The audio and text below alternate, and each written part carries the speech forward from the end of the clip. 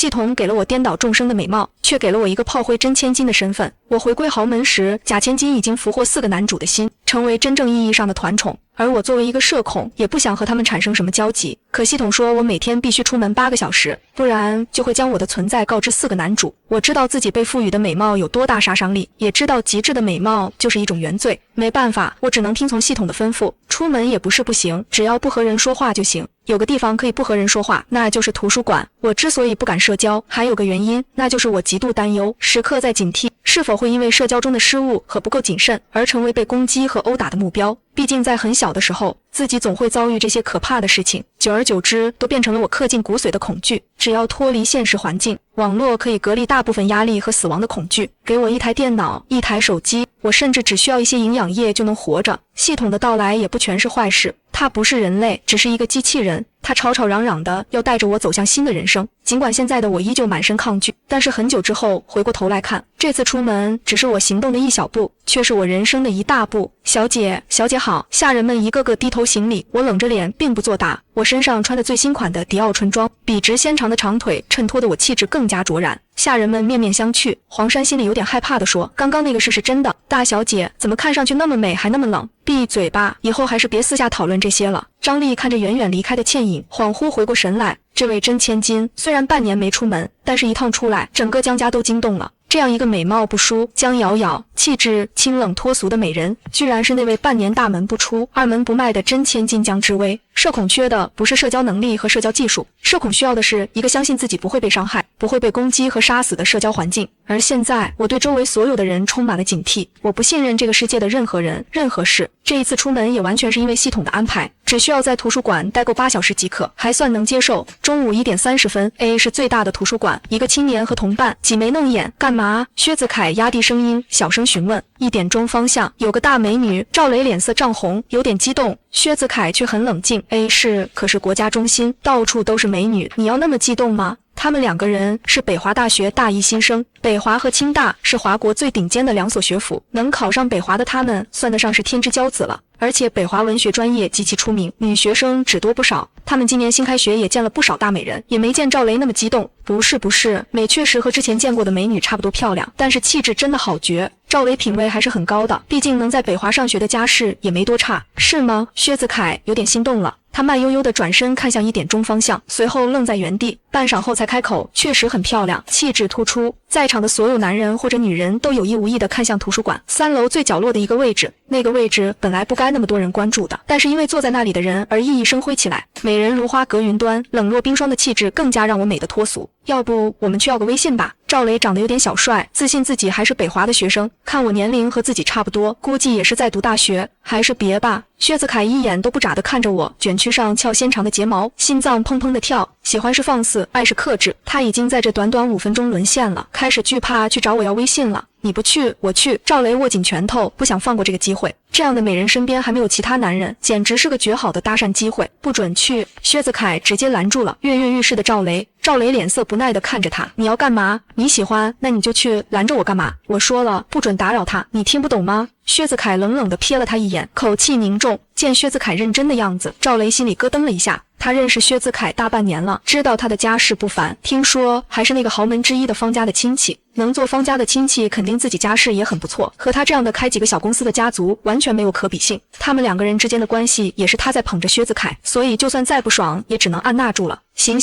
我不去打扰别人，人家都在图书馆学习了，也不好意思去吵到他。薛子凯听到这句话松了一口气，明明他还不认识那个少女，但是已经对我隐隐有了占有欲。如果我知道的话，估计会赏他一句话，明明那么普通，却又那么自信。不过他拦得住赵雷，却拦不住其他人。一个穿着白色衬衫、长相白净、俊朗的少年意气风发地走上去，摊开自己的最新款苹果手机放在我面前。漂亮小姐姐，可以给个微信认识一下吗？我才刚来1个小时就被这人吓到了，我恨不得立刻弹跳起身，然后撒腿就跑。会说话的、会沟通的人类太可怕了。明面上我只是高贵冷艳地瞥了他一眼，并不作答。小姐姐，你有对象了吗？少年看出来我的不情愿，却依旧不依不饶地说：“你不会是哑巴吧？”少年一脸疑惑地看着一直不说话的我，你才是哑巴！我艰难地挤出这句话，少女清澈甜糯的嗓音让肖英辉眼前一亮。可以说，这是我大半年来第一次和人类进行正常沟通，其艰难程度不言而喻。那不是就好，可以给个微信吗？给个面子吗？漂亮，小姐姐，我朋友都在看着呢，拜托了，拜托了。肖英辉在自己生活里是社牛，丝毫不在意我的冷脸。系统，救命！我不想给，更不想和人接触。系统有点懵，但是潜意识觉得和社牛多接触对社恐有好处。知微，没事，我们冷静，我们可以慢慢站起来，先走开，等冷静下来再聊。他一次次安抚着我的情绪，就像是一个贴心的心理医生一样。众人只看到那漂亮的女孩站起身来，冷着脸就走出去了。肖英辉在原地举着手机的笑脸顿住了，他神色也冷了下来。看得我直接从面前走掉了。自己的哥哥是肖家豪族的继承人，自己以后也会继承许多的产业。自小被捧在手心里长大的少年，还没有过这样挫败的时候，这还是第一次。肖少，他的跟班们立刻围了上来。这小妞有点辣，哪家的？肖英辉看得出少女的衣着不凡，全是迪奥家的当季新品，再加上那浑然天成的高贵冷艳的气质，雪白细腻的肌肤，完全就是和他们差不多一个阶级的大小姐才能养出来的模样。不知道啊，面生得很。黄俊杰挠了挠头，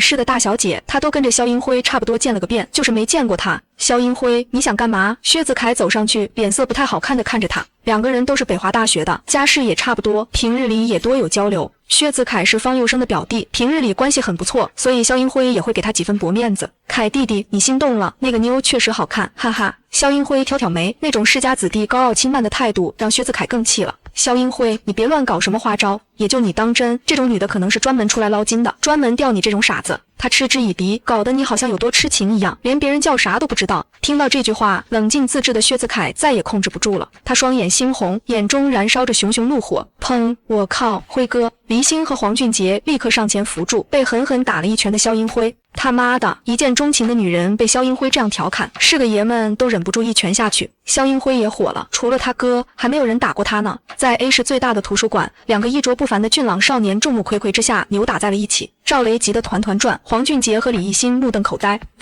今天不是来找学习资料的吗？怎么搭讪了个女的，连名字都不知道就打起来了？这是个什么事啊？薛子凯家世不凡，他们也畏首畏尾的不敢下手，直接帮肖英辉，只能拉开两个人。操，薛子凯，你死定了！感受到自己估计破相了，肖英辉现在脸黑得很。来，你搞不死我，我看你死不死。除了靠家世上北华，你还有个屁东西。薛子凯也撕破脸了，反正他看不顺眼自大妄为的肖英辉很久了。你和你哥差远了，你就是个垃圾。这句话直接给了肖英辉一记重击。肖英怀比他大5岁，是他亲哥，但是18岁博士毕业，19岁拿捏肖家产业，现在不过才25岁，已经是 A 市呼风唤雨的肖家家主了。相比之下，肖英辉长相不如亲哥，脑子也不如亲哥，20岁了靠家世去了北华，现在20岁了一无是处，就是一个胸无大志的二世祖。好，你死定了！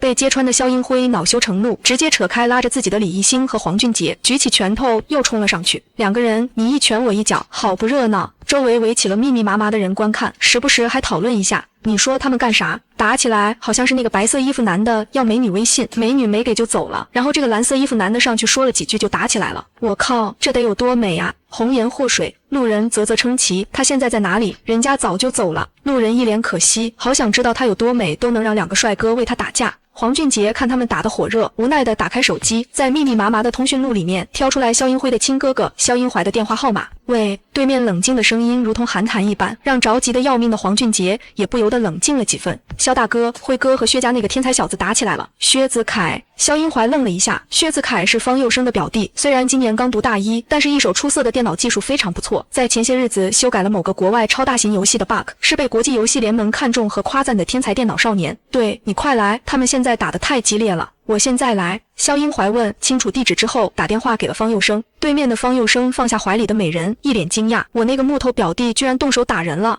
打的还是你的弟弟，这必须要去看这个热闹，哈哈哈哈。就这样，图书馆齐聚了2位 A 市豪族的继承人，分别带走了正在疯狂扭打的2个少年。1个小时后，肖英辉和薛子凯鼻青脸肿的在宋家的医院里齐聚。宋毅正好听到了这个事情，特地来巡查这个医院。你们说说是怎么回事？肖英怀比他们年纪都大，这一辈子所有人都叫他肖大哥，也是一个地位的象征。有他在，没有人还敢藏着掖着。黄俊杰像倒豆子一样，一脸无辜地说完了今天发生的事情。早在搭讪结束之后就立刻离开的我，完全不知道自己造成了一系列的事情，因为我害怕的逃回家了，社恐出门1小时足矣。一脸冷漠的我大步流星地踏进家门，很快就收到了系统的无奈的提示音：宿主今日任务失败，奖励10点美貌值。我的身体数值又变了，体质3，智力2，美貌35。算了，毁灭吧。发自灵魂的疲惫，感觉就像抽空了我浑身的精力，自然无视了几乎所有的下人们都忍不住抬头盯着我看的目光。这江小姐也太美了，我感觉自己心脏都要跳出来了。那个最美的电影明星好像都不如江小姐美。下人们丝毫不觉得我变得更美有什么问题，系统的黑科技只会让他们自然地觉得我就是那么美丽。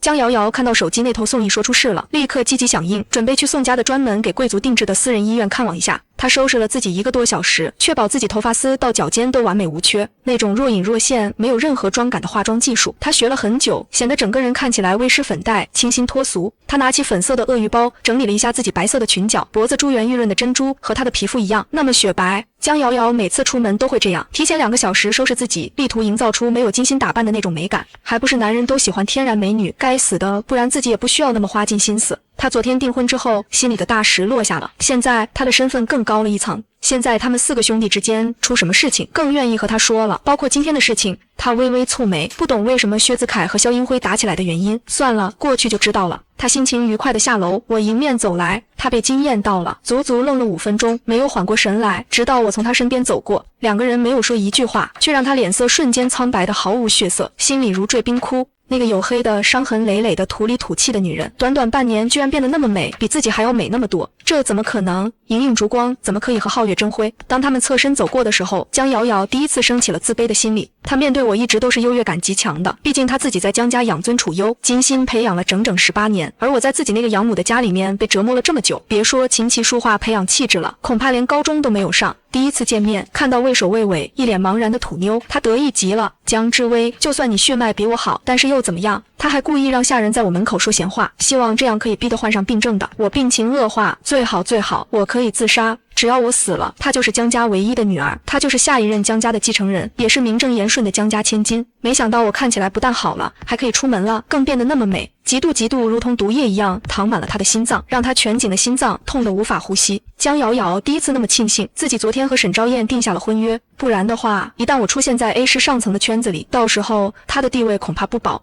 捯饬了自己那么久的外貌，她可太懂得美貌的杀伤力了。只要绝对的漂亮，哪怕她真的自私自利，甚至品德败坏，只要她能给出愿意的答复，甚至仅仅是一个回眸的信号，都有大把的男人为她赴汤蹈火。君不见，历史上一大堆君王英雄豪杰，愿意背弃天下而博红颜一笑。虞姬、褒姒、妲己，你以为他们为了美貌，其实他们为了爱情。最高端的美人计，就是让你以为遇到了真爱，他们要的是美人和他们的爱情。只要我看他不顺眼，首当其冲就是江家，他很可能活不下去，那他要怎么办呢？一切的欲望和野心在我那张脸出现的那一刻都粉碎了。不行，他要想办法。江瑶瑶颤抖着身体走出家门，上了自家的车之后，吩咐司机去往宋家的医院。冷静，江瑶瑶，她不断和自己说着，没事，就算徒有外貌，没有内科，时间久了，那些看惯美色的富家公子们也不会多在意。她自小学习艺术，钢琴、美术、骑术、冲浪，和肖英怀能谈艺术，和方佑生能骑马和宋毅可以4手联弹，和未婚夫沈昭燕更是共同话题许多，甚至在3年前救过她的命。那么久的积极经营，她不相信就输给我的一张脸，更何况她这段时间上的眼药已经够多了。他们见到我的那一刻，对我金玉其外败絮其中的印象一定会无比深刻。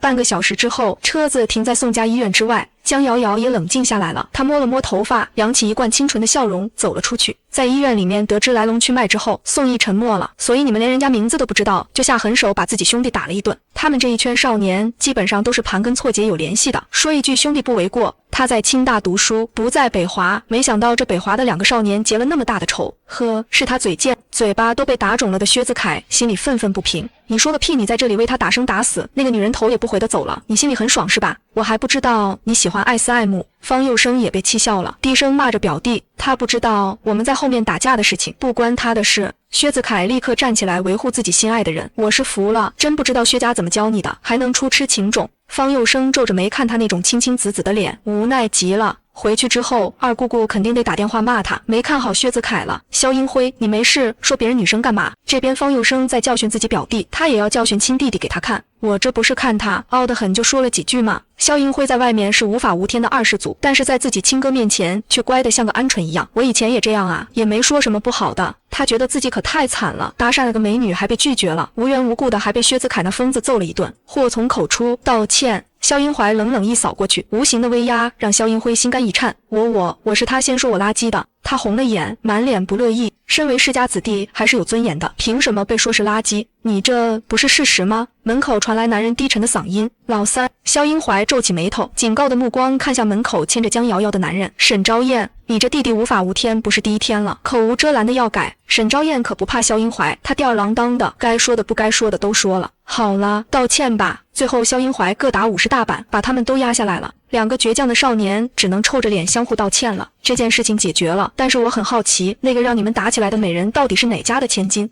方佑生是个花花公子，泡过世界超模，也睡过全球美女前3榜的美人，自认阅美无数，还没有想到有什么人能还没开口就让自己和别人打起来，所以他很好奇那个人是谁。江瑶瑶听到这句话心里一紧，不知为何有点不好的预感，她巧笑嫣兮地侧头看向他，二哥，人家女孩子也不容易，被搭讪了还糊里糊涂地惹上麻烦，要不还是不追究了吧。他展现出来的姿态是善良无害的，就像设身处地为那个未知的女人担忧一样，非常符合他的人设。果不其然，沈昭燕叹了一口气，她拉起江瑶瑶细嫩的小手，怜惜地亲了亲。我的瑶瑶总是那么善良，老二，要不这次就算了吧。方佑生看到他们亲密的互动，神色一冷，脾气也上来了。我今天还非要查到是谁了，我表弟被打成这样，连个联系方式都没有，这说得过去？男人蓝色的耳钉耀眼，搭配他过于出色的混血外貌，显得格外独特，带着一丝狠厉和桀骜。在4个人之中，方佑生是最任性的，也是长得最俊美的。他是个混血儿，一双碧绿的眼眸像狼一样。他恣意妄为，享受人生，睡最美的妞，花最多的钱，心也是最黑的，在行商或者其他上无所不用其极。上一任方家家主也是个花心的，生养了大概10几个孩子，包括方佑生，但这些人现在基本上有点威胁力的，要不就远在国外打理一些方家的边缘黑色产业，要不就已经查无此人了。方佑生才24岁，就已经有此等成就，心眼和智商都极高。他也是江瑶瑶最早放弃的人。这样的男人，江瑶瑶知道自己把握不住，即使他们经历了许多，在半年前那一夜还差点擦枪走火，但现在他们除了朋友之外，没有任何其他关系。江瑶瑶觉得很遗憾，但也没有任何办法。方佑生是不会孤独的人，他怀里永远都会有最识趣的女人和最美的美酒。江瑶瑶无处下手，二哥，这样不好吧？他长长的睫毛微颤，一副惜子捧心的楚楚可怜模样。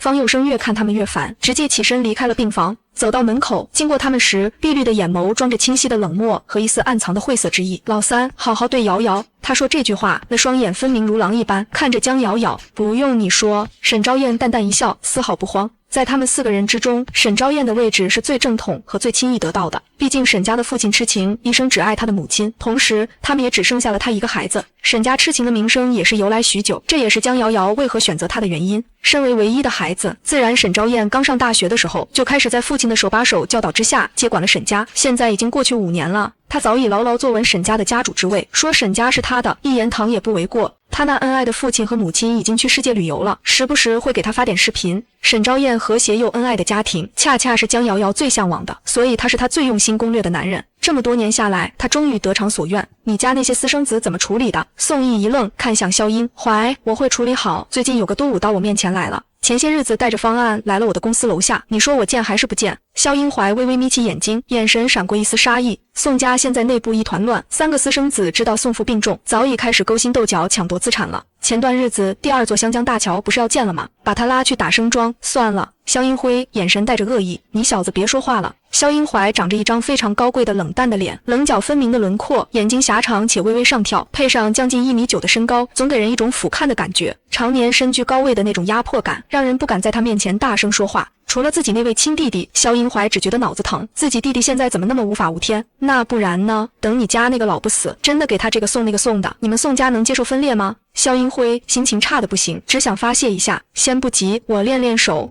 宋毅摇了摇头，带一丝欣慰。这个日子他过得挺无聊的，学校的功课他已经学完全部大学的内容了，老师也可以让他不去了。宋家他现在基本上掌握的差不多了，就是那3个私生子最近非常的猖狂，正好给他练练手。行，那你小心，有事说一句。肖英怀平淡的一句话，实际上已经是站队了。在这一场宋家的争夺战里面，他无条件地站在宋义的旁边，会帮他拿下最终宋家家主的继承权。多谢大哥。宋义也松了一口气，小事。男人站起身来，拽过狼狈的肖英辉先走了。到时候查到那个女人的消息了，说一声。显然他也有点好奇，到底是什么样的人才能够让自己的亲弟弟被他打得头破血流？到时候我会问二哥的。宋义笑了笑，江瑶瑶眼神微微一动，思索着什么。最后他还是放弃了参与这个事情，毕竟他现在已经坐稳了沈昭燕未婚妻的位置，再参与这个事情的话，无异于在给自己找麻烦，没必要。3日后，他会深深的后悔自己没有阻止他们追查那个女人的下落，无数次午夜梦回，都会气得恨不得扇自己一巴掌的冲动。1天之后，属于我的资料整齐地摆放在了方佑生、宋义和肖英怀的手里，资料甚至详细到了我是从9岁的时候在安陵省古沙县江家村北屯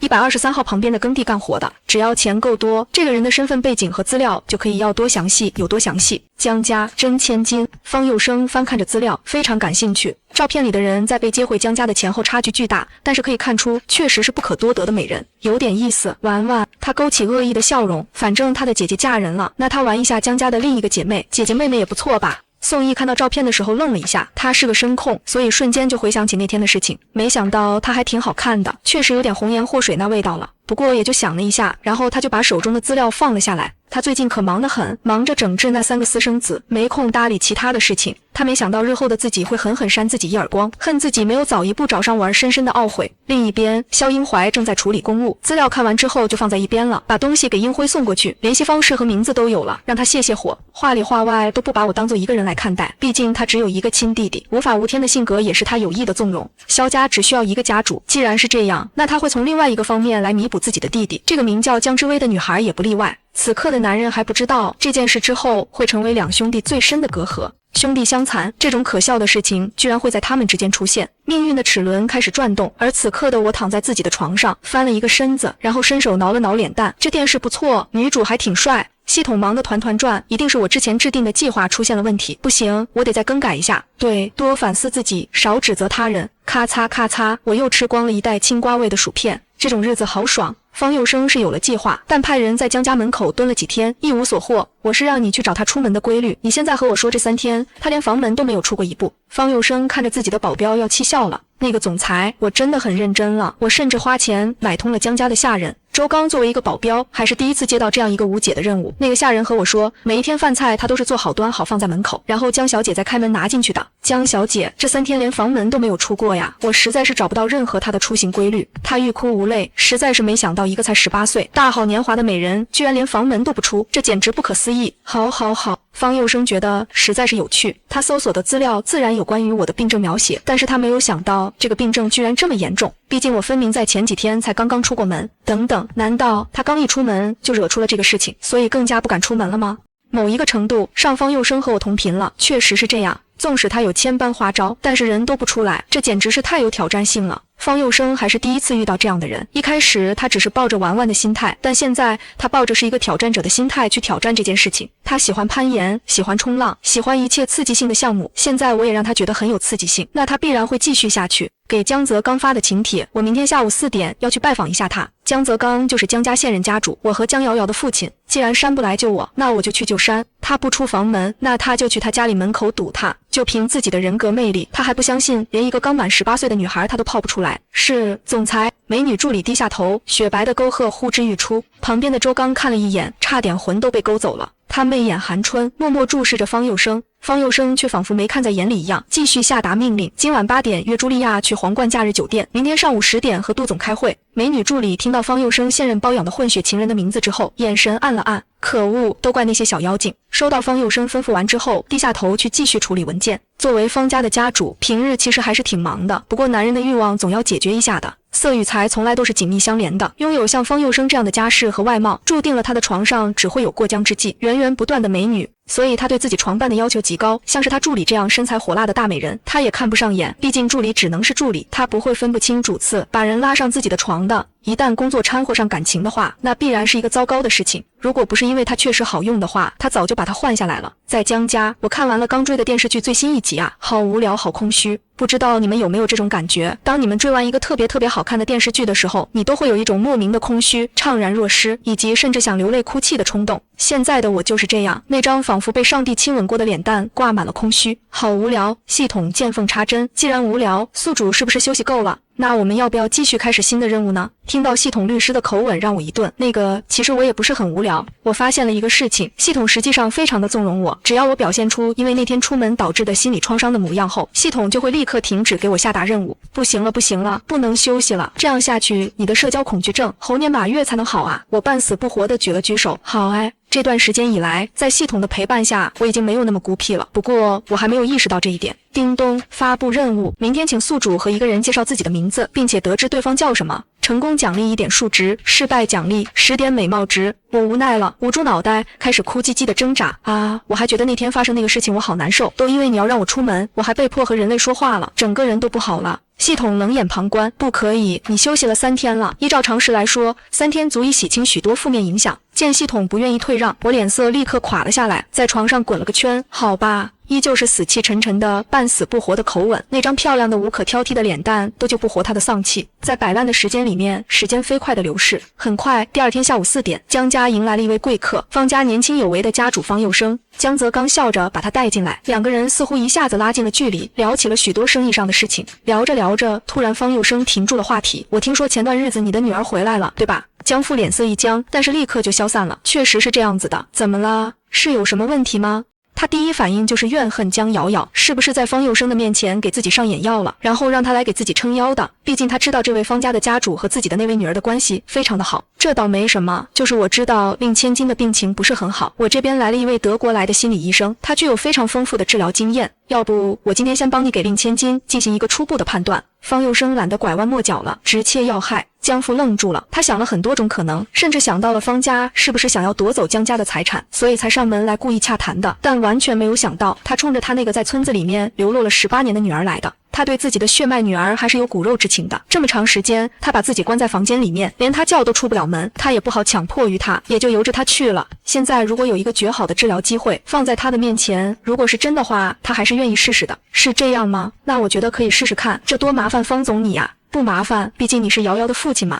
方佑生也乐意抬出江瑶瑶和他的关系用一下，增加可信度。果不其然，江父听到这句话，心里的大石也落了下来。反正再糟糕也糟糕不到哪里去了，那就按方总您的方法试试吧。我先去他房门口叫一下他。江父带着方佑生几下就来到了3楼的主卧门前。3楼一整层都是我的房间，我的房间里面概括了几乎所有生活需要的东西，健身房、浴缸、厕所、书房，所以我可以做到足不出户，也生活得很舒服。敲门声传来，我此刻正在纠结要几点出门，自我介绍还是晚上送餐吧，让下人自我介绍一下肯定没问题。我给自己暗自打气，你把饭放门口就好。我站在门口对着外面说，哎，不对呀，现在才下午4点，还没到送饭的时候。我反应过来，爸爸带你见一个朋友，到时候我会带你去专业的医生面前看你的病，你先出来好不好？江父轻声细语地问着房里的人。方佑生只觉得好笑，他还当他的女儿是一个8岁的宝宝吗？他可是18岁呀，太夸张了吧。我沉默了，一想到门口站了2个我全然陌生的人，就觉得浑身难受。你们走吧，我不去。我当机立断地拒绝了。听着里面甜糯的拒绝之声，方佑生挑了挑眉。好家伙，他以为我是那种像自闭儿童一样畏畏缩缩的不敢说一句话，却没有想到我似乎格外的有脾气。如果我知道他的想法，只会狠狠地翻一个白眼。社交恐惧症不等于自闭症，社交恐惧症可以和人交流，只是他们恐惧语言交流而已，而自闭症则是拒绝与任何人交流。我就是一个社恐，基本的交流和礼仪还是懂的。相比我的紧张、忐忑不安，系统很激动。志威，送上门来的业绩啊，你出去介绍一下就好了。上啊！听到这句话，我一顿好像似乎也不是没有道理。与其等待晚上下人来，然后再做任务，不如直接把任务做了，顺便应付门口那个中年男人。可能是社恐带来的后遗症吧，我对亲情乃至于爱情都没有丝毫的感觉。毕竟这是原生的父亲，又不是我的父亲，更何况之前18年他都放任自己的女儿流落在外，没有发现自己亲生女儿被虐待的事情。就算被发现之后，他也居然没有对江瑶瑶他们村里面的一家人做出任何的惩罚，这也成为了压死最后一根稻草。但是好像我越是躲着江父，他就越得寸进尺。在最开始的时候总是敲门，想要跟我谈心，在门口总是大谈特谈他有多么的后悔，多么的痛苦原主所遭遇的事情。面对这些话，我只是冷漠地把耳机戴上，然后放到最大的声音隔绝一切。人类就是最丑恶的生物，包括我也是。方佑生听到了房门被缓缓打开的声音， 10多年之后，有人问他，你是什么时候无可救药的爱上他的？那个时候，我的美名早已响彻全球。方佑生思索了很久，脑海里闪过我越发美丽的脸，静默半晌，望着窗外下午4点的暖阳，微笑着说出了一个答案：初见的那一天，若人生只如初见，那他会在那一天表现得更好一些。下午4点的阳光依旧倾洒，面前的美人发丝跳动着金色的光晕，衬托得我宛若神人。我穿了一件黑白色的睡裙，只露出一点纤细雪白的天鹅颈，美极了，不逊色于之前他所见过的任何美人。方佑生是个颜控，光只是看着我，心弦隐隐约约中已经被拨动了几分。他低下头，直勾勾地看着我的面容，海藻般乌黑浓密的秀发，我的睫毛又长又翘，眨眼间像是蝴蝶的翅膀在微微扇动着。他默然了片刻，喉咙有点干哑。少女只侧出了半个身子，一张精致的无可挑剔的脸上带着戒备。你好，我叫江之薇，你是谁？少女的嗓音甜甜糯糯的回荡在方佑生的耳朵，让他竟然觉得像吃了蜜一样甜。你好，我是方佑生。回过神来，他喃喃自语出这句话，还没来得及说更多的话，面前的美人像是松了一口气一样，迅速回到房间，1秒之内砰门关上了。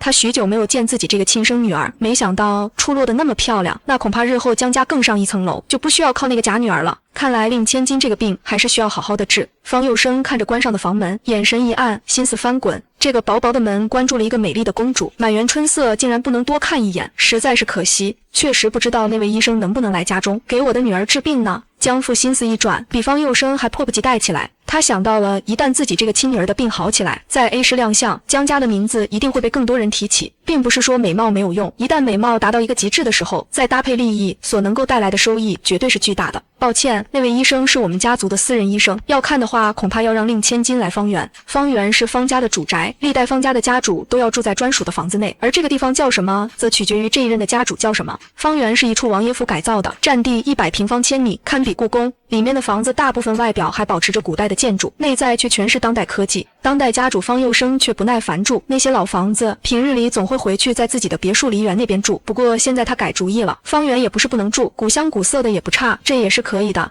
那就麻烦方总您了，都是100年的狐狸，江父不用想就知道方佑生对自己女儿有点其他心思。不过他不会阻止江瑶瑶拿下了沈昭燕，自己亲女儿还不能拿下方佑生吗？他想起自己女儿那张脸，顿时觉得信心满满，直接一口答应了明天下午3点送我去方圆看病这件事情。至于什么时候送回来，两个人默契的都没提起，可能好了就送回来，也可能从此住进方圆，成为那里的女主人。1小时后，在房间内蜷缩成一团的我终于缓过来了，我成功了。系统疯狂鼓励，对的，2个月了，志威，你终于完成第2个任务了。系统简直要泪流满面，万里长征第2部终于艰难取胜，恭喜之威完成任务，奖励自由数值点1点。我从和陌生人沟通的羞耻感缓了过来，大手一挥，把数值加在体质。毕竟我之前把1点数值加了脑力，然后我发现并没有什么用。人要均衡发展，不能到时候人很聪明，但身体不好，这样快乐的蜗居日子还要过很久的。身体是革命的本钱。好嘞，系统，欣喜不已，我感觉自己身体瞬间轻松了不少，加1点体质感觉更好了。那下次也这样加。我思索片刻之后，还是决定了继续这样。此刻我还不知道，当自己体质变好之后的好处，并不只是更健康，而是能够帮助自己逃跑，即使从3楼跳下来，也毫发无伤。其实还是很简单的嘛。我继续打开新的综艺节目，看得我心情很愉快。系统沉默了，不知道是谁因为要出门自我介绍，差点睡不着，一直纠结，刚刚还躲在床上羞耻了1个多小时。不过他不会揭穿我的，对，志威可真厉害。现在的系统就是我的专属鼓励老师，完成任务之后的我，就算想满地打滚，他都会夸一句活泼可爱。第2天一大早，大小姐请起床，女仆们直接一拥而入，面对睡得迷迷糊糊的我就是一顿捯饬。等，我挣扎着，整个人脑子都乱糟糟的，不能等了，江总已经在车上等小姐了。女管家推了推眼镜，下令让女仆们将睡眼朦胧的我打包好，洗漱好。我想挣扎，但是女仆给我一顿按摩加洗漱打扮，还挺舒服。算了，懒得问了，去哪里都行吧。方总，昨天自我介绍的那个耳钉男叫什么来着？好像是方佑生。系统，我好像要被迫搬家了，怎么办？表面冷漠的我内心已经紧张了，系统也有点懵逼，怎么突然要搬家呀？那我的计划咋办？没事，我们走一步看一步，有我在不怕。听到系统的保证，我也放松了一点。对，我不是一个人，而是和系统一起去了一个新地方。人面对陌生的环境会感到紧张和害怕，但是如果你身边有你最熟悉和最信任的朋友，那你就会自然而然地放松下来。这个理论在任何人身上几乎都可以运用，自然在我身上也可以。在我被送上车之后，江父在我耳边叨叨个不停，我也大概明白了为什么突然要把我送到这个叫方圆的地方。昨天过来的这个人是方家的家主方佑生，然后他们家新招了一个德国的心理医生，可以帮我治好社交恐惧症。简单来说就是我要去到方圆治病。那我什么时候能回来？在下车之前，看到面前堪比影棚里面看到过的那种古香古色的建筑物，问出了我今天说的第一句话。江父看着自己女儿漂亮的锋利的面容，躲闪了一下。你放心，到时候你好了，我肯定把你接回来。他想着先安抚再说，而且到时候万一我真的好了，也是一个好事。我不傻，凝视着江父，大概明白了一些什么。下车之后，我突然开口和系统说了一句话，所以这就是为什么我讨厌和人类交流的原因。真脏啊！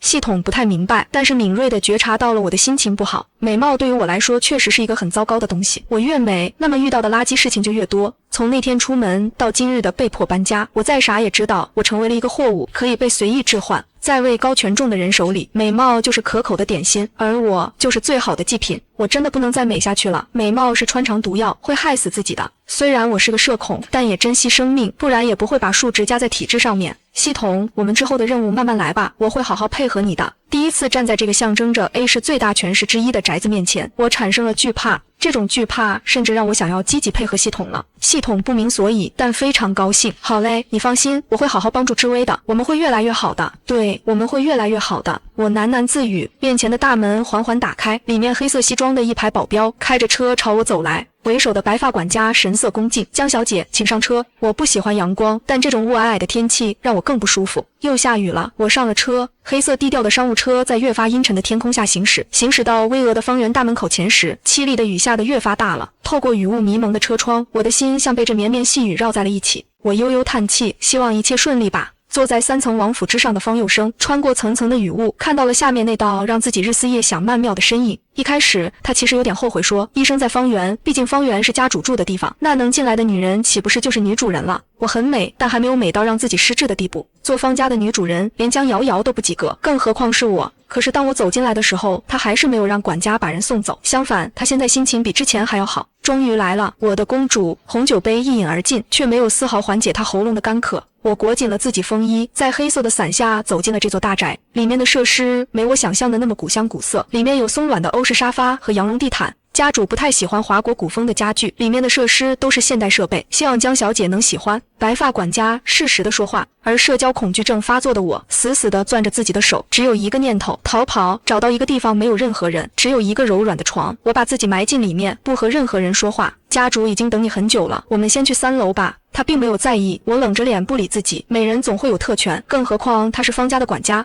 伺候了那么多代家主，那么多年来只见过这一位女士被方佑生带回来。我很有可能是未来方家的女主人，那他会保持自己全部的礼仪对待这位美丽的小姐。先不用，我想回房处理一点东西。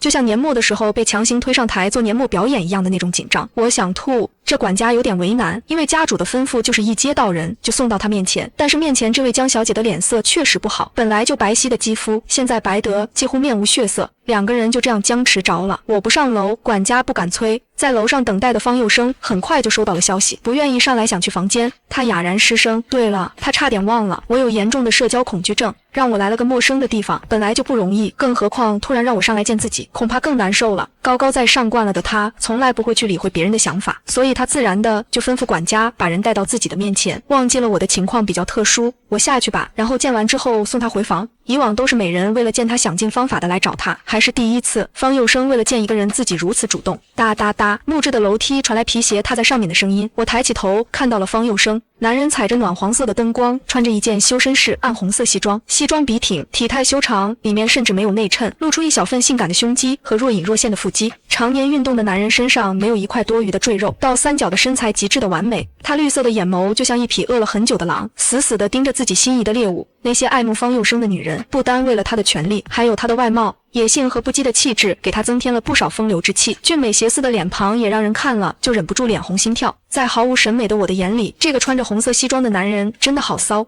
性感的嗓音带着一丝沙哑，作为方家的家主，我有责任恭迎江小姐的到来。你好，我是方佑生。他居高临下的微笑着，带着审视的目光。我是江之薇，我想回房间可以吗？我现在只想回去，没有任何其他想法。方佑生微笑的嘴角一僵，精心准备的出场就这样草草谢幕。他不甘心，可我躲避了他的目光，低下头却只看地板。天知道，现在的我已经恨不得用脚趾在这个木质地板上抠个3室一厅，然后钻进去。三个人静默无言，越发尴尬的气氛让我快把自己的手给抠破了。看到少女紧握的拳头微微颤抖，无助的睫毛轻颤，让方佑生觉得我看起来更可口了。不过不急，他不喜欢强迫人，既然我的病还那么严重，那就要徐徐图之。他有这个耐心，那我送你回房吧。这边我松了一口气回了房，另外一边有个少年为了找我快把 A 市翻过来了。辉哥，电话还是打不通吗？黄俊杰挠挠头看着他，肖英辉黑着脸看着自己手机上一连串的未接电话，他把我拉黑了，我换了几个号码都从来不接。这几天他打了快100多个电话了，最后在打的时候，对面已经完全不理会了。我知道自己没有朋友，也不想和人沟通，社恐在看到未接来电的时候，就是会心里一缩，然后麻溜的把手机盖过来，假装没看到。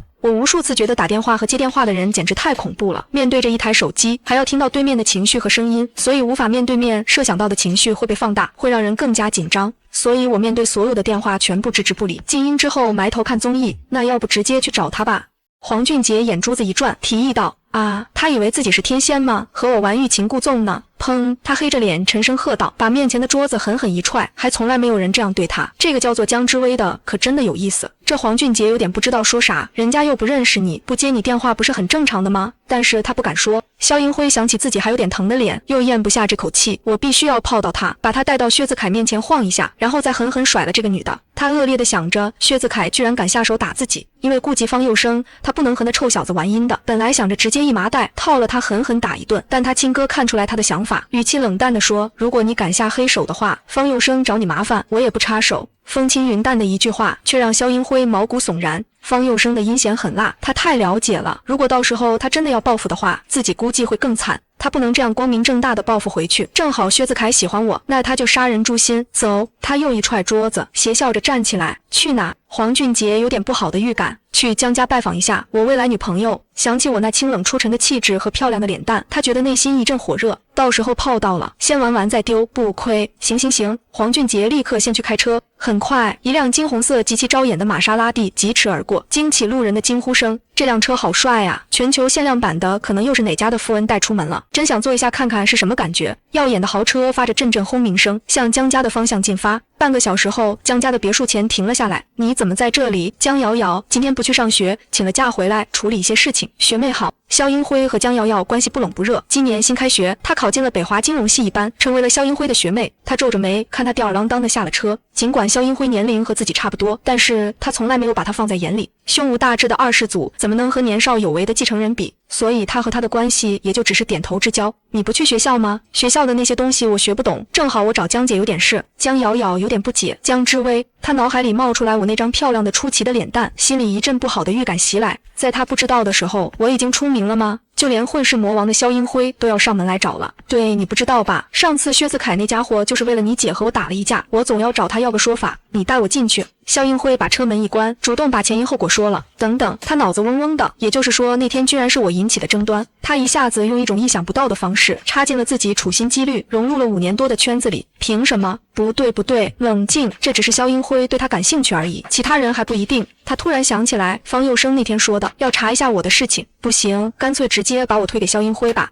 他5年来很清楚肖英辉喜新厌旧的性格和喜怒无常的脾气，前一秒还言笑晏晏，下一秒就直接翻脸。让他们在一起的话，我这种底层上来的土妞绝对会伤得不轻。就那么半分钟，他思绪百转千回。江瑶瑶还没发现自己完全没考虑过肖英辉会不喜欢我这件事情。在他见到我那一张脸那一刻，就知道没有男人能抗拒得了，除非是那种有大毅力之人才能抗拒得了。这样的人很少，但是作为家族继承人的沈昭燕、方佑生、宋轶和肖英怀都是这样的人，他们的身份就注定了他们从小到大经历投怀送抱的美人不要太多，各种各样混血的御姐的，萝莉的成熟的应有尽有。他微微一笑，决定配合肖英辉。江之威这几天去治病了，我暂时不知道他在哪里，你可以查一下。肖英辉死死地皱着眉，心情瞬间不好了。去哪里治病了？你都不知道吗？他摇了摇头，心里也觉得可惜。现在他不在了，平白的让自己多了几分不安。听江父说是去了治病，江瑶瑶再问，已经得不到答案了，只能无奈放弃。现在送上门的武器来了，不用白不用。行，那我去查一下。走了。他挑了挑眉，转身回去了。车里怎么了？他不在，去治病了。去查一下去哪里治了。哦哦，该死的！肖英辉觉得心里痒痒的感觉，只有见到我才能停止那股骚动，真烦！怎么就那么巧，正好去治病了呢？安全回到房子里面，迅速把门关上。呼呼呼，好紧张！幸好方佑生没有继续和自己说话。系统，那我这是不是算完成好几个任务？我回想起自己之前的任务，有沟通的来着，要申请晴天霹雳呀，那我说的每句话都白费了。系统欲哭无泪，以前是不用的，可以先预知，但100年前出了一个系统爱上宿主的事情，他恋爱脑啊，居然直接把所有的预知的数值送给了宿主，导致那个世界崩坏了，任务也一塌糊涂。自此之后，每次我们给宿主任务都要先申请。我沉默了，那个系统是真的饿了。人统恋这种恋爱也不是不能接受，毕竟系统真的太贴心了。有时候我都在想，希望系统可以陪伴自己一辈子。系统是什么？它是一个贴心的，给你净化的，帮助你的，陪你聊天的，最懂你的，时刻鼓励你的存在，独属于你，且他人不知。这样的东西简直就是神迹，是上天赐予的礼物。我这一刻选择了不诅咒主神了，算是做了一个好事。而且我又不是蠢货，系统是在帮自己还是害自己？这2个多月来也摸清楚了，心肠软会为自己设身处地的考虑的。系统这样一琢磨，人统恋好像真的不是不行。正在一门心思钻研任务计划的系统，突然觉得后背发凉。到最近没有任务的，我也松了一口气，知道系统为我好是一回事，社恐的我不得不做任务的难受也是另一回事。一夜过去，风平浪静。第二天，方佑生亲自带着早餐去到我门前，咚咚咚，知微需要吃早餐吗？他拽了拽自己深蓝色的领带，今天的衣服依旧是精心挑选的，衬托她更加的俊美。可惜里面寂静无声，可能江小姐没起床。昨晚3点的时候，她还打了座机电话，要了一份夜宵。白发管家第一次那么清楚地看到死宅日夜颠倒的生活作息，不免得有点叹息。一大把年纪爬起来，把陷入熟睡的厨师拽起来做夜宵，整个方圆都因为这顿江小姐的夜宵人仰马翻。毕竟之前还从来没有人凌晨3点用膳，每日他们的食物都会更新。第二天早上6点准备购买最新鲜的空运食材，所以偌大一个方圆没有一点可以给江小。当然这件事情他本来不会惊扰到家主，可是早上7点，家主打扮整齐站在江小姐门前，用脚趾头想都知道江小姐是绝对不会开门的。她估计刚睡下没多久。方佑生听完昨晚一系列的流程之后，内心起了阵阵波澜。他还真能折腾，这可能当代年轻人确实喜欢熬夜。管家方宇弱弱的开口解释：“行吧，那我就先不打扰了。”方佑生顿感无趣，一个懒惰的熬夜的普通人，自己怎么那么稀罕呢？就一张脸长得好看有什么用？真无趣。更何况好看的人何其多，自己见过的比我更美的不是没有，可从来没有一个人对自己的态度如此轻慢。以后他半夜要吃宵夜，别送了。还有下午3点，思维科医生要来给他看病，你安排好没？见到我的方佑生心里不爽，直接开口就把我的宵夜断了。在熟睡的我丝毫不知道这一切，不过他还记得给我看病的事情，毕竟都答应过了。说一不二的方佑生是不会反悔的。去公司，他黑着脸一脚把挡路的餐车踢开，大步的离开了门前。低调奢侈的黑色轿车在10几辆豪车的簇拥下驶离了方圆。作为方家家主奋斗的一天又开始了，而作为社恐咸鱼的我还在柔软的床上做美梦，一直到下午1点左右才悠悠转醒。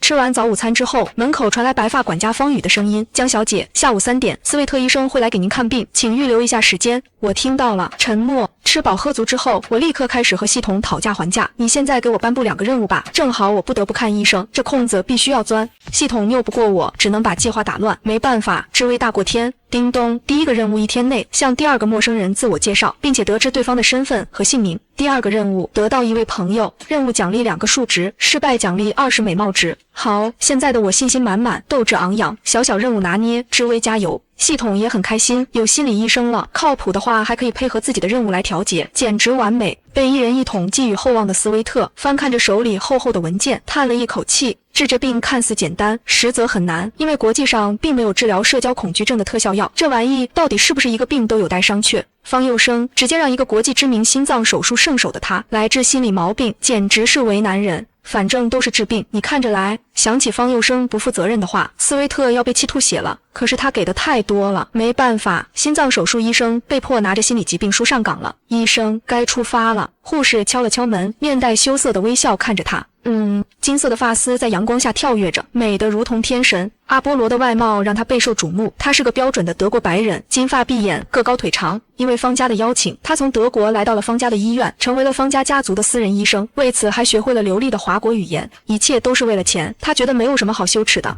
走吧，在方圆的医疗室，一个纤细的身影正在等候自己。你好，我是……放下手中的书本，抬起头看向病人，一瞬间哑然失声。他见到了活生生的阿弗洛狄忒，古希腊神话中掌管爱情与美丽的神明。一头黑色的长卷发闪闪发光，眼中仿佛蕴有深棕色的山峦，厚重深远。轻轻的一抬眼，就让斯威特忘了时间，也忘了自己。医生，医生！我歪歪脑袋，唤醒了他。斯威特回过神来之后，脸色涨红。医生爱上病人是大忌，斯威特，快醒醒！经过5分钟的劝导，状态堪堪回归到了正常状态。嗨，你好，我叫斯威特·路易斯·卡德拉科，是你的心理医生。我家是全市祖传的医生，世家目前单身情感上非常专注。不知不觉看着那双淡棕色的眼眸，斯威特像倒豆子一样把自己的个人状况倾泻而出。好的，我叫江之薇，那我们做朋友吧。我见缝插针，好机会完成任务的好机会。看着少女略带激动的神色，斯威特先是不着痕迹地皱了皱眉。他不想做朋友，想做男朋友，但是他们第一次见，而且我还在生病的情况下，他不应该这么快趁虚而入。他强行压抑自己激动的心情，没想到这次来华国工作还会遇到自己的女神，上帝真的太眷顾自己了。好，接下来我们可以进行初步的治疗了。随着斯威特的同意，我瞬间轻松了不少。系统也很满意的点点头，恭喜之薇完成2个任务，奖励2点自由数值点，全部加在体质上面。我开心不已，再这样下去，自己会成为第2个金刚吗？不确定，再看看。然后斯威特就遇到了人生中最难伺候的病人，简称就是一问3不答。任凭他花招百出，嘘寒问暖，除了最开始的自我介绍之后，我再也没有动静了。嫣红宛如樱桃般美丽的红唇再也没有开启过，一双美眸看着斯威特，却一言不发。我如同冰雪雕琢的美人，无法开口，只用我的眼眸静静凝视着你，仿佛能把你的心看透。系统有点疑惑，知薇不愿意再说一句话了吗？最近越来越好说话的，我给他带了一种错觉。我为什么要说话？他不是你，不是陪伴了我2个多月的你，他只是一个陌生的丑恶的人类。这就是我的心声。随便找一个医生过来和我聊聊天，治疗心理疾病，对于我来说，这就是笑话。先不说我对人类的排斥和厌恶，首先昨天被强行带到这个陌生的地方，然后又被一群陌生的人围着讲一堆乱七八糟的话，已经够让我烦了，只想毁灭这个世界，烦死了，不想社交，不想讲话，甚至不想治好自己的心理疾病。如果做这个事情是系统的话，我还会愿意跟随着系统的话来一步步做，可是面前这个人他不是，而且现在系统的任务已经完成了，那我更加不需要再多说一句话了。所以我全程只是用那双仿佛含着雾气的眸子看着斯威特，直接把他看得脸色通红为止。在最后1个小时治疗结束，以斯威特狼狈的逃跑告终。在公司的方佑生收到了斯威特的信息，江小姐的病情严重，2个小时的治疗时间里面，只有开口说了2句话，就不再开口治疗。诊断为社交障碍恐惧症，无法和人进行正常沟通，防备心理很强，建议保守治疗，通过长时间接触建立信任之后再做治疗。斯威特很明显有点自己的小心思，长时间接触治疗的话，他就可以多接触我了。方佑生看完了报告，冷冷一笑，什么乱七八糟的心理疾病，信口开河。他本来就没打算真的治好我，他只是想要在这段时间里面让我爱上他，心甘情愿的俯首称臣。方总，凯恩集团昨日发布了全新的名为全息测温仪的高新技术，正在招募最新的合作伙伴。美女助理柳潇潇汇报着昨天拿到最新的信息。方佑生将我的资料盖住，看向他，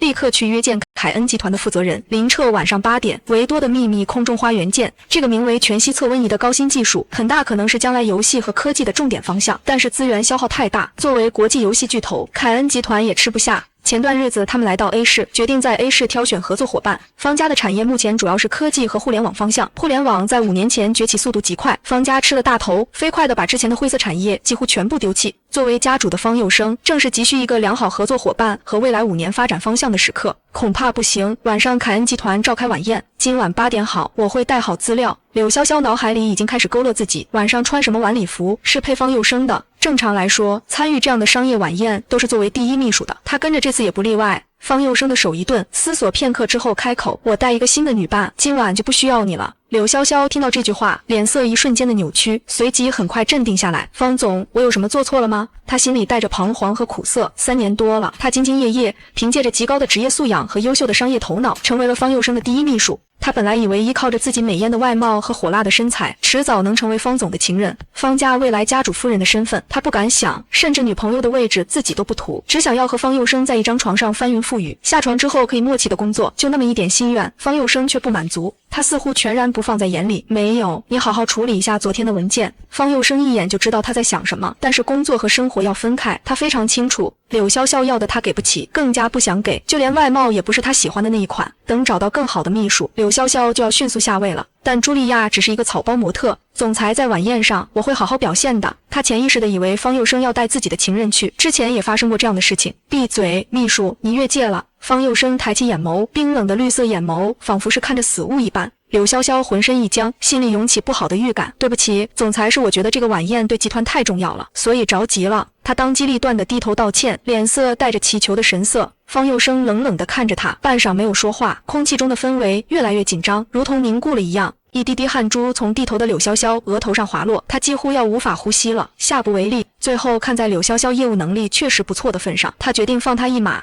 再有下次，他会直接把他从公司丢出去。方佑生只有在面对我的时候低过头，面对其他任何人都是高高在上，即使是宠了多年的江瑶瑶，也不敢做任何忤逆他的事情。一旦踩到他的逆鳞，那这个人甚至不能在 A 市露头。听到这4个字，柳潇潇知道这次自己被放过了，但是没有下次。谢谢总裁，我先下去了。他脚步匆匆，脸色苍白地从办公室走了出去。在外面的其他秘书看到柳潇潇的神色，纷纷议论起来。柳大美女这是怎么了？还能是啥？估计是勾引不成，还被骂了。总裁的情人一个个都美上天了，就他傲得跟个什么似的，真以为自己能上位。7、8个秘书都在看柳潇潇的好戏，毕竟他们这些年没少被他下绊子。为了可以在方佑生面前多露脸，柳潇潇无所不用其极，自然人员早就败光了。而选谁去陪自己晚宴呢？